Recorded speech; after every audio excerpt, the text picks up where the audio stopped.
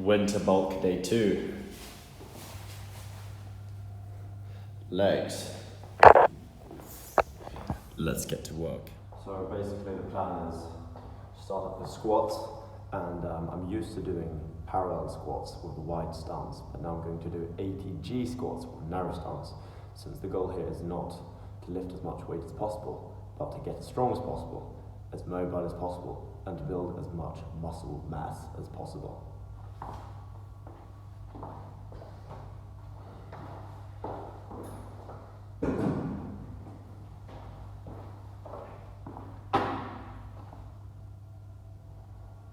Pole weights leg day.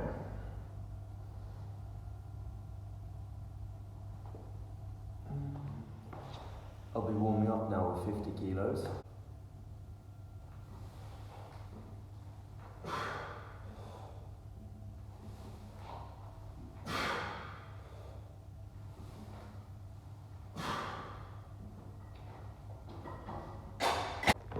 The crazy thing with ATG is 50 kilos already feels like not heavy, but I feel it in my quads.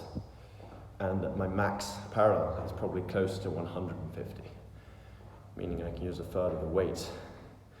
And I still feel it, which probably means that 90 something kilos is a good training weight for me. So this is 90 kg, let's fucking go.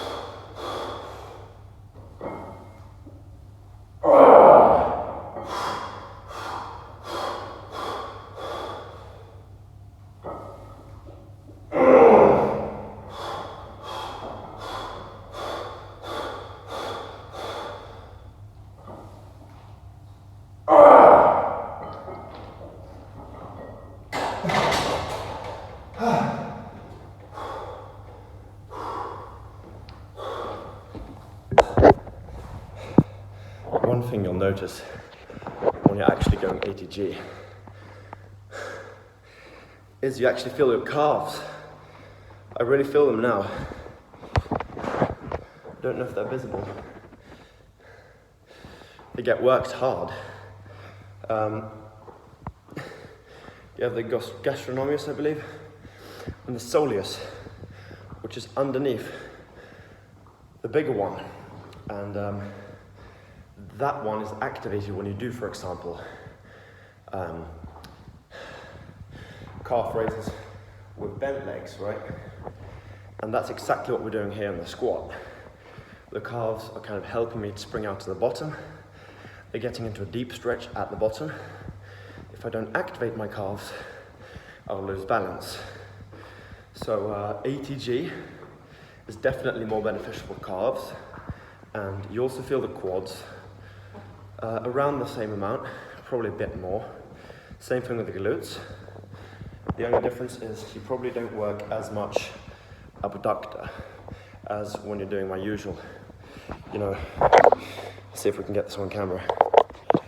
The usual squat for me is a wide stance, something like this. That gets a great stretch in abductors. However, now I'm squatting deeper, which is putting more stretch in one way But since I'm standing narrower, I'd say the abductors are less important in this movement. But when it comes to stabilization, they're very much there. When it comes to getting out to the bottom, they're very much there. And I would say ATG, you use more total energy since you're doing a longer range of motion. So you get more out of breath and you hit your calves more and your quads and your glutes. So it's an amazing variation. Unfortunately, I have more school now, but I'll go down here on the lunch break and do some more squats. Round 2. Fight.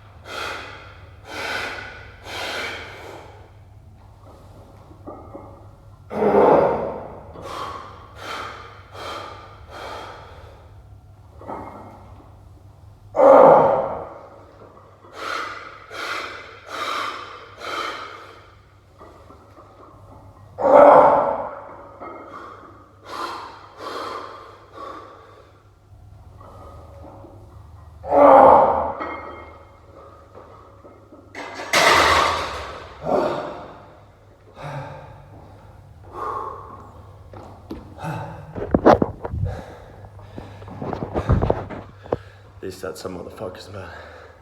But this is how you build the legs. No bullshit. Don't be pussy, you gotta lift heavy as fuck.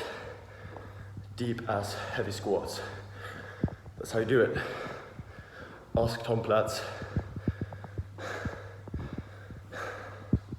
And any of the old school bodybuilders. Nowadays, people often use machines, but squats are more effective. The reason that people use machines nowadays is they're lazy. They want to isolate their muscles. But the fact is, squats maximally develop the quads and glutes. The only reason you do isolations is that you don't have the energy to squat heavy and hard. Or if you want to target specific leg muscles more. But if there's one exercise you can choose to do for the rest of your life to get massive legs, it has to be squats.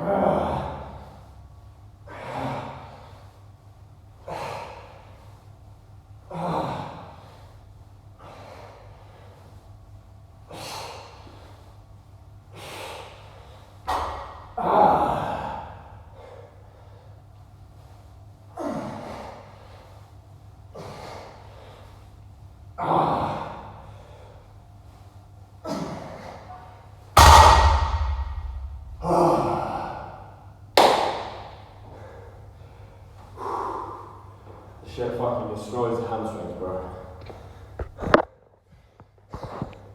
Hamstrings destroyed. Full physical recovery. 3 days. Full psychological recovery. Never. Discombobulate. By the way, in case you're wondering, my hair's fucked up because I slept with headphones on after showering. Anyway. Right, next up will be leg extensions and hamstring curls, both to failure. I'm going to technical failure now, because full failure will leave me fucking destroyed for several days. I'm not at that level yet. AG. We're trying to extend all the way.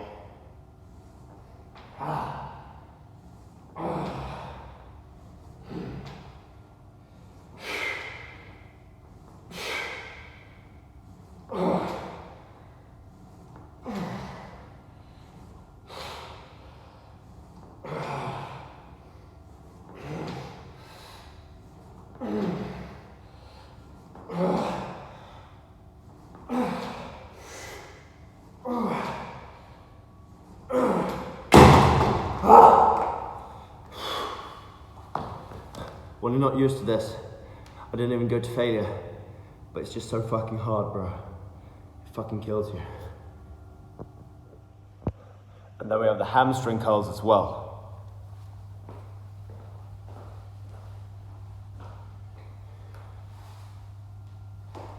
These are very important and can't be replaced. Because the hamstring has two functions: to extend the hip and to flex the knee joint.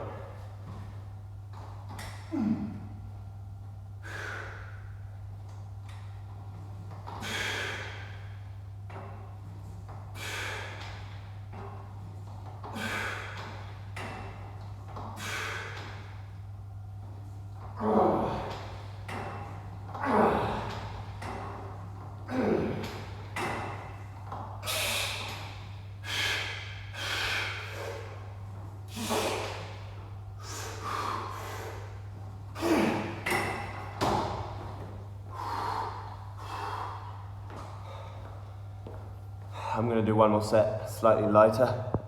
Right, that was 40, this is 35, here goes nothing.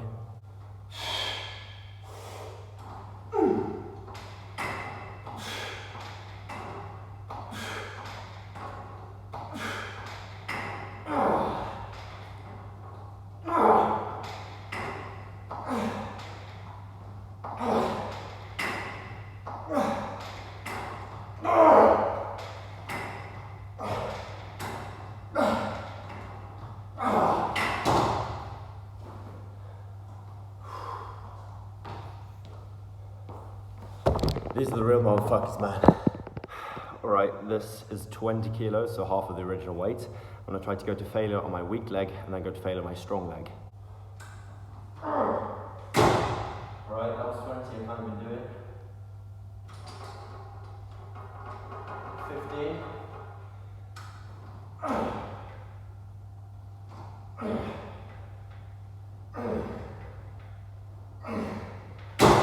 Barely 4 reps. Try the other leg.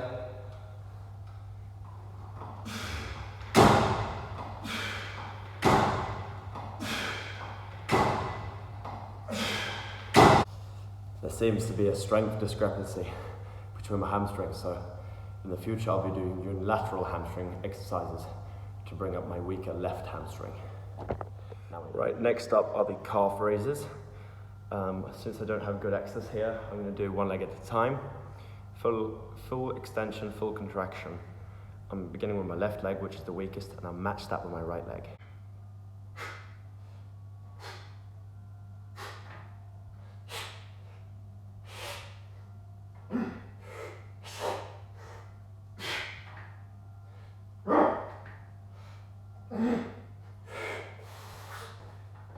Barely got 12. Now do the strong leg.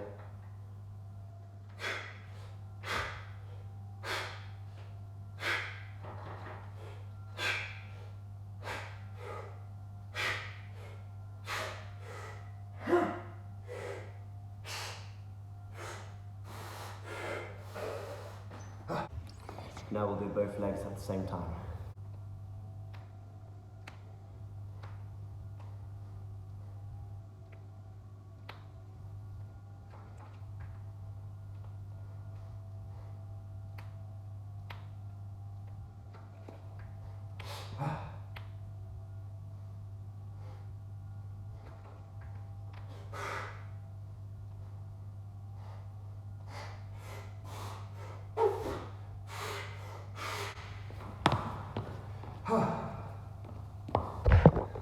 That's technical failure. So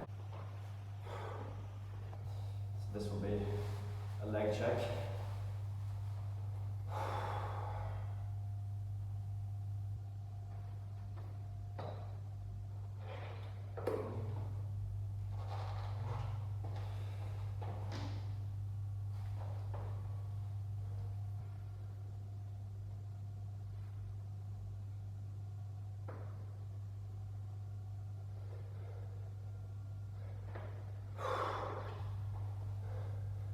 The left side, a bit weaker.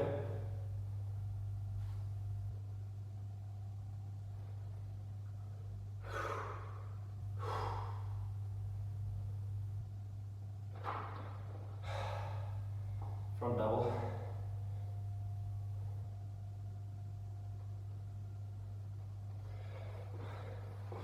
Now you guys know my physical shape as well. I didn't manage to finish up all my training in school, so let's do some hanging leg raises.